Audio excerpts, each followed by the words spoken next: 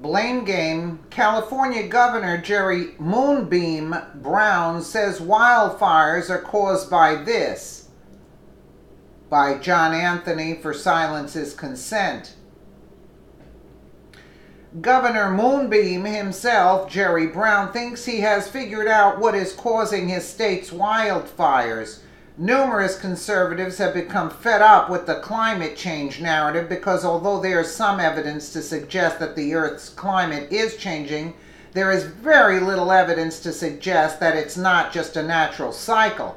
Of course, liberals believe that it's almost entirely man-made. They believe that pollution from our factories, oil rigs, cars, and other technological advances are causing this climate change phenomena. It should come as no surprise, then, that Governor Jerry Brown of California just blamed global warming rather than his own incompetency for California's massive swaths of wildfires. Daily Mail reports California's governor has said that deadly wildfires in the winter will be the new normal as fire crews rushed to contain the fires, with dry desert winds expected to intensify over the weekend. Governor Jerry Brown on Saturday toured Ventura County neighborhoods ravaged by a week-long wildfire that killed at least one person and destroyed hundreds of homes and other buildings.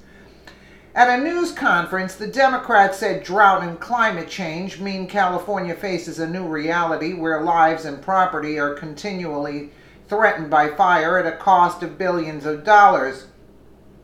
He added that gusty winds and low humidity are continuing and warned that there's a good chance of seeing firefighting at Christmas. He said it will take heroic efforts in the U.S. and abroad to stem climate change and urged U.S. lawmakers to pay more attention to dealing with natural disasters such as fires, floods, and earthquakes. Over the past week, 6 major wildfires have forced more than 200,000 people to flee and choked the air across much of the region. Forecasters predict wild gusts to become more intense by Saturday night, challenging the 8,700 firefighters who have been battling the fast-moving blazes for 5 days.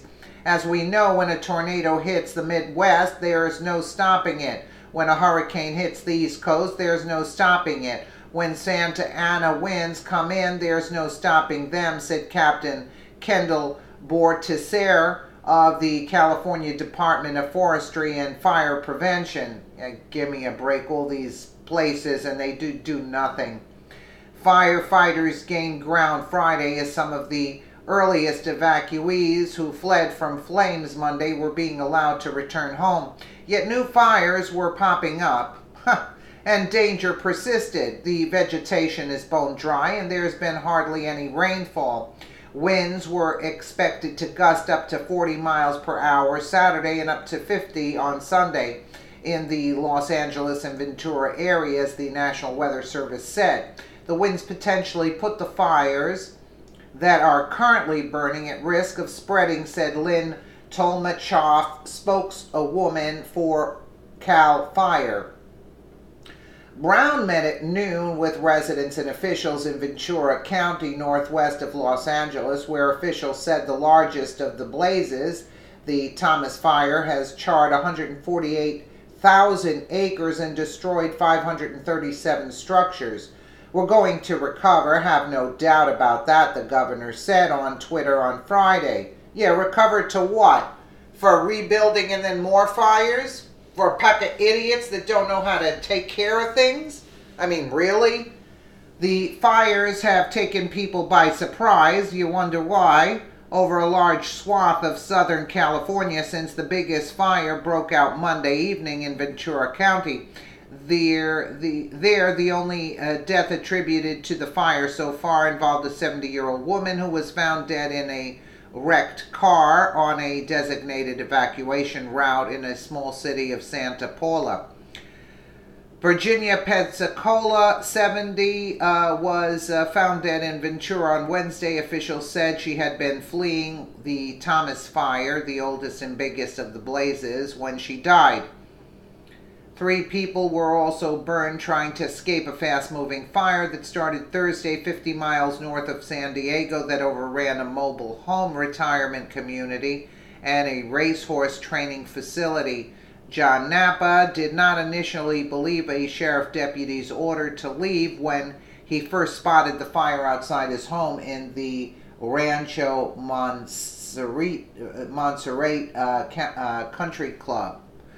I thought he was full of baloney, but once I saw the flames and the smoke, I thought that maybe he's right, Knapp said. After leaving, he watched from a nearby highway for 5 hours as the community went up in smoke. More than a third of the community's 213 mobile homes burned as fire zigzagged along a hillside, skipping some streets and razing others. On one street, all 24 mobile homes were gone, with only hulls of cars and twisted metal remaining. Knapp was sure he had seen his house burn on the television news, so he was expecting the worst when he snuck past a police barricade to witness the damage and was surprised to find it still standing. Others who managed to get out with little more than the clothes on their backs were not as fortunate. Dick Marsala was too overwhelmed to speak as he searched through the smoldering remnants of his house, trying to find his wallet. A framed photo of him playing golf was still hanging on a blackened wall.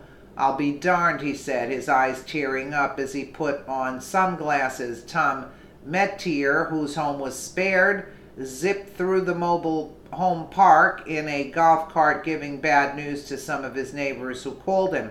"It's really horrible to see some of these little streets look like a moonscape," he told a friend whose home was reduced to black rubble.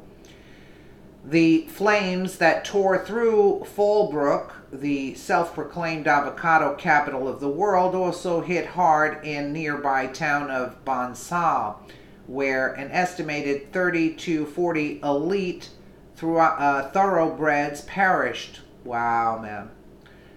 When the flames swept into barns, wow, at the San Luis Rey training facility. Pandemonium broke out as hundreds of horses were set free to prevent them from burning in their stables. They nearly stampeded trainer Kim Mars as she rescued a horse named Spirit World. Mars said it was devastating to see the remains of once regal animals. "It's pretty apocalyptic," she said. "When you touch them, it's just ash." I mean, is this sickening or what? Is this sickening or what? You know, California is a total mess because of these liberal idiots. That's what's taking place. A total mess, a total disaster. Let me know what you guys think in the comments below. And again, thank you so much for watching.